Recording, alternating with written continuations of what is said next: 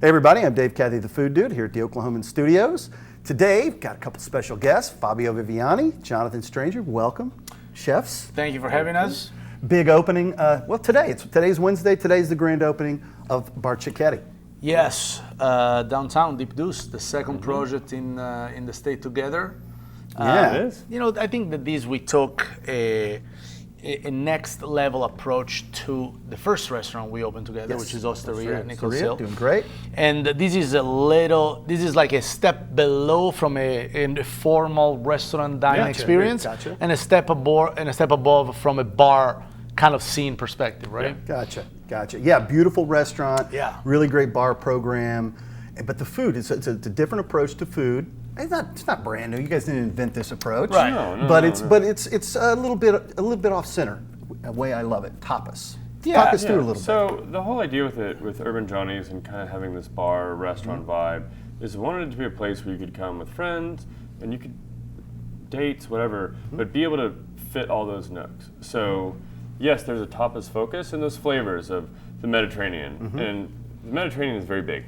It goes all these different countries, but it's going from Fabio said going from Italy to Spain would be like me driving to Mexico. There's not a huge difference in flavors of cuisines. That's right. So we take the Italian influence, there's some Spanish, a little African, but we also know we're in Oklahoma, so it's like how do we apply these to what we know and love here?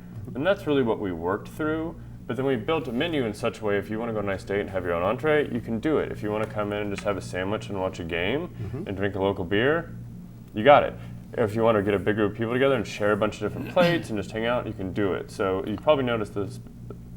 Cichetti has the ability to morph a little bit with the 300-inch projection screen for games that comes up and down. The televisions that look like art during the day and then flip at night. Yeah. This ability to kind of make it yours. The downstairs, it's normal, almost kind of like a normal restaurant setup. You have your booths, you've got some high communal tables, and then you go to upstairs in the redone lounge and you have these kind of sultry little nooks here and there. You can escape, do your thing, great for big parties, and still be involved with all of what's going on. So that was really it's a concept that is like you said. Although that there are the ability to have a normal meal with a classic segmented with an appetizer, a first course or a salad and a main entree, it's really meant to a gathering. Yeah. Like, you order, you got 2-3 people there, you order 4 or 5 things, you bring everything on the plate, you share everything. Yeah. And then, honestly, as a chef before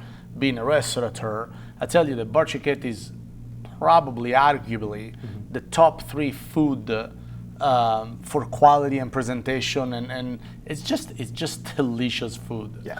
I was part of the menu creation, of course. We went a lot of back and forth, but they are the one that execute it. Right. And you never know how good something really is until you taste it. Yeah, now, that's right. we have enough experience combined between the two of us to figure it out if something is going to suck. Like, hey, if this is going to suck, we can probably figure it out. Something is going to suck just by hearing what you want to put together. But you never truly know how good it is until you taste it. Yeah. I tell you, yesterday I had a hard time to fall asleep last night because it was the first time of officially firing up the kitchen. I ate so much, man, that I wheelbarrow myself back to the hotel. Yeah, it's food true. is delicious. Delicious.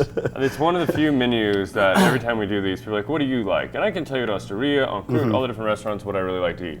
At Cichetti, people ask, and I'm like, I don't know. Like, it depends. What do you feel like? Like, what do you want to do? Because for me, I love every single dish on it. Yeah. And so talking to people last night, it's like, well, what do you guys feel like doing right now? And they're like, oh, we just want to have share some dinner. I'm like, all right, get this, and this. Or some guy's like, I'm really hungry. Oh, get the pork shank, which is amazing. Right. Like, do that, It's funny because we created the menu there that it's completely non-traditional. Yes. We got Aleppo seasoning. We got little things that are not even Italian, which is fine. But Bar Cichetti is truly the summary of every restaurant that we individually created and jointly created it.